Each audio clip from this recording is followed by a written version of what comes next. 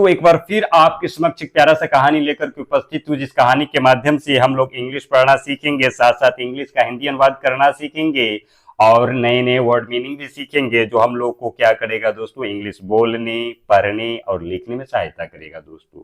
और साथ साथ यह हमको जीवन, नैतिक जीवन का सीख भी देगा, जो हमको खुशी से जीवन जीने में सहायता करेगा दोस्तों। तो चलिए बिना देर के उस कहानी को पढ़ना शुरू करते हैं और इंग्लिश सीखते हैं दोस्तों। एक बात और, अगर आप मेरे चैनल पर नए हैं तो सबसे पहले मेरे चैनल को सब्सक्राइब कर लीजिए, क्योंकि मैं इस प्रकार का ढेर सारा कंटेंट लेकर के आने वाला हूं जो आपके लिए बहुत उपयोगी होगा दोस्तों। तो चलिए बिना देर के उस कहानी को पढ़ना शुरू करते हैं और इंग्लिश सीखते हैं और नैतिक जीवन का सीख भी सीखते हैं दोस्तों। कहानी का टाइटल क्या है दोस्तों? The lion and the mouse. क्या है दोस्तों कहानी का title? The lion and the mouse. Lion means होता है दोस्तों शेर, ये शेर पिक्चर में आप देख सकते हैं। एंड माउस मीन्स होता है चूहा या मूसा, उसको भी कहते हैं। ये पिक्चर में देख सकते हैं, ये मूसा और ये शेर की कहानी है। बहुत रोमांचक कहानी है प्यारे दोस्तों, तो कृपया इस वीडियो को आप अंत तक देखिएगा, बहुत मजा आने वाला है दोस्तों। चलिए कहानी को पढ़ना शुरू करते हैं। Once upon a time. Once upon a time एक फ्रेज है जिसका अर्थ होता है एक समय की बात है। क्या होता है दोस्तों? वंस अपॉन अ टाइम यानी एक समय की बात है। A mighty lion lived in a large Dane.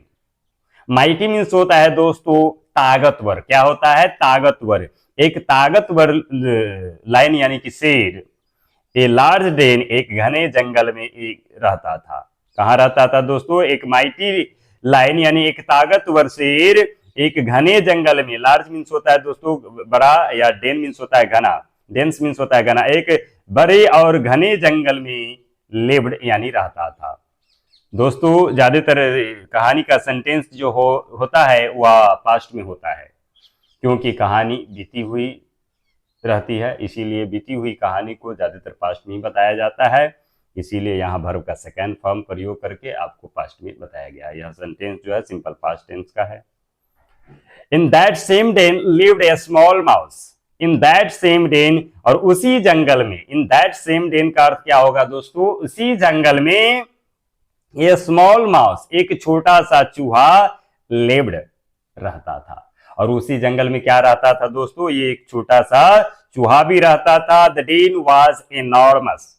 जो डेन था दोस्तों, जो जंगल था, कैसा था दोस्तों? इनॉर्मस था, यानी बहुत विशाल था, बहुत बड़ा था।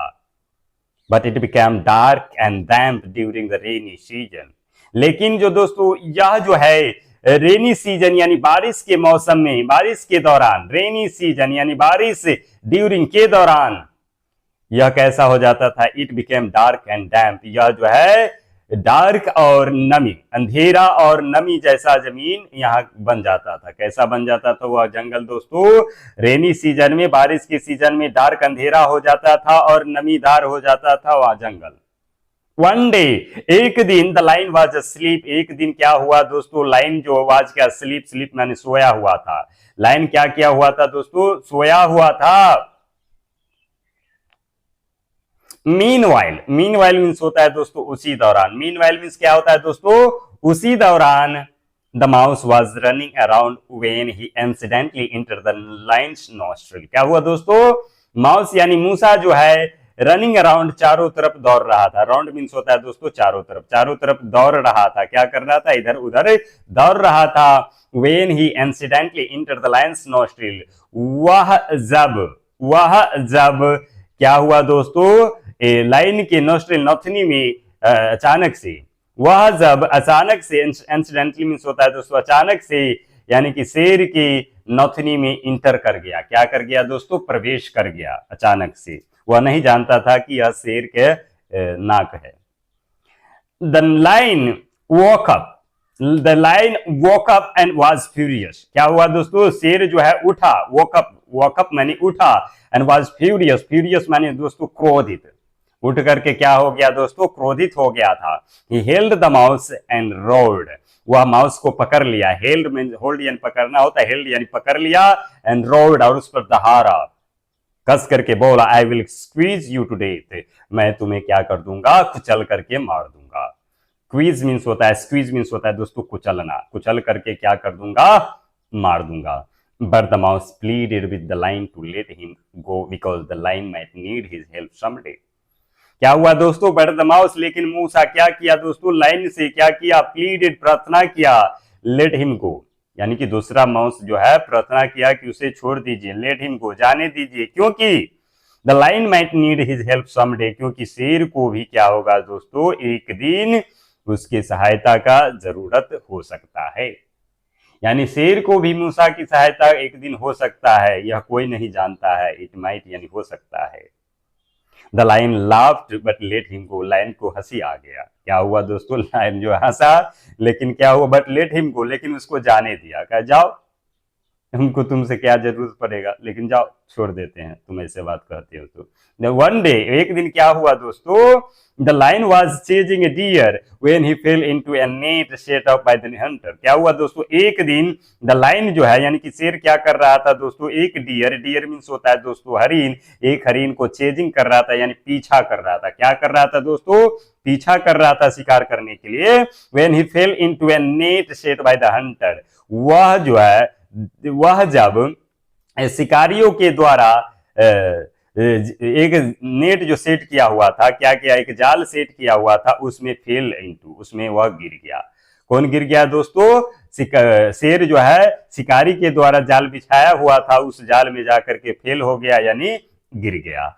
On hearing the line road, क्या हुआ दोस्तों, on hearing the line road, यानी कि शेर की दहाड़ को सुनने